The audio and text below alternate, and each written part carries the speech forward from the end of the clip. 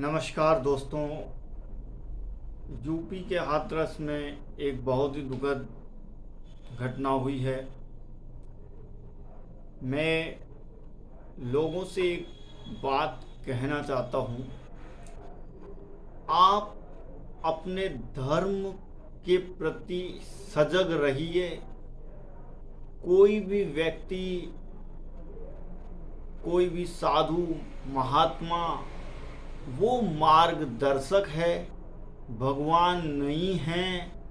उनको भगवान समझने की मूर्खता नहीं करें। हमारी गलती ये हो जाती है कि हम जहाँ जाते हैं वहाँ से हमारा इतना जुड़ाव हो जाता है कि हम उन्हें भगवान की पदवी दे देते हैं। भगवान केवल प्रकृति है। प्रकृति ही इस संसार का संचालन अनंत वर्षों से करती आई है। सभी धर्म ये कहते हैं कि व्यक्ति अपने कर्मों के अनुसार अपना जीवन जिएगा। एक छोटा सा उदाहरण आप समझें। भगवान ने आपको आज मनुष्य बनाया है। इस संसार में कितनी तरह के प्राणी हैं।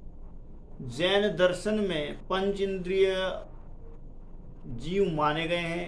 कोई एक इंद्रिय होता है, दो इंद्रिय होता है, तीन इंद्रिय होता है, चार इंद्रिय जीव होता है, पंच इंद्रिय, पांच इंद्रिय जीव होते हैं। मानव को पंच इंद्रिय जीव माना गया है, मतलब मानव में पांच इंद्रियां पाई जाती हैं। अब आप एक चीज समझें कि जिसने इंसान को बनाया है उसने चींटी को भी बनाया है।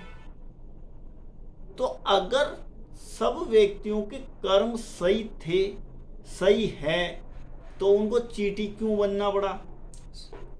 सांप क्यों बनना पड़ा? मेंढक क्यों बनना पड़ा? अजगर क्यों बनना पड़ा? हिंसक जीव क्यों बनना? पंचेंद्रिय जीवों में भी मनुष्य जो है उसमें कई आदमी हिंसा करने वाले हैं, कई शाकाहारी है।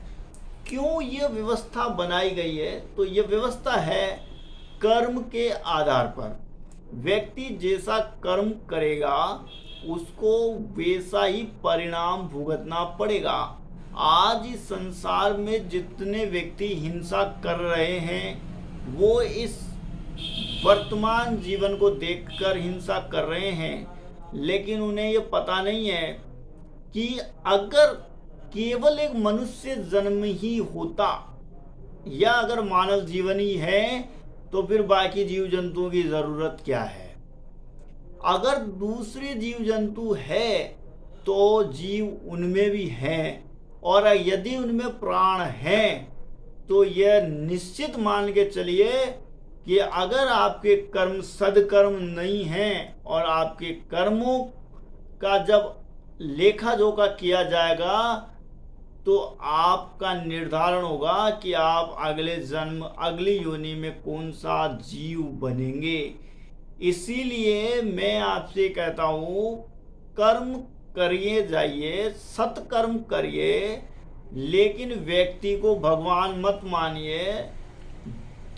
सनातन परंपरा में 4 वेद, 18 पुराण, 108 उपनिषद है। आप उनको नहीं पढ़ सकते तो भगवत गीता पढ़ लीजिए। भगवत गीता में भी आपको बहुत अच्छा संस्मरण मिलेगा। और भारत में ऐसे कई बार ऐसा हुआ है, ऐसे हादसे हुए हैं, लेकिन प्रशासन व्यक्तियों को इतनी तादाद में नहीं समझा सकता जितनी तादाद में इंसान स्वयं समझ सकता है। आपके घर में कोई परेशानी है तो आप अपना उपाय स्वयं कर सकते हैं, इसके लिए आप स्वयं सक्षम हैं। इसलिए शराब आदि व्यसन से दूर रहिए। शराब अगर आप नहीं पीते हैं तो रोज के 200 से 500 रुपये रोज का तो वो नुकसान कम होगा। आज व्यक्ति 100 रुपये रोज के गुटखे खा जाता है, उनको मत खाइए आप, तो 100 रुपये वो बचेंगे। ऐसे आप अपने पैसों को बचाइए, संरक्षित करिए। जीवन में पैसों को संरक्षित करेंगे तो खुशहाली आएगी, खुशहाली आएगी तो जीवन संतुलित बनेगा, सुंदर बनेगा, आपकी आवश्यकताएं पूरी होगी। और जब आपकी आवश्यकताएं पूरी होगी तो आपको इन धर्म का उपदेश देने वालों को मार्गदर्शक ही समझेंगे, भगवान समझने की भूल नहीं करेंगे। धन्यवाद।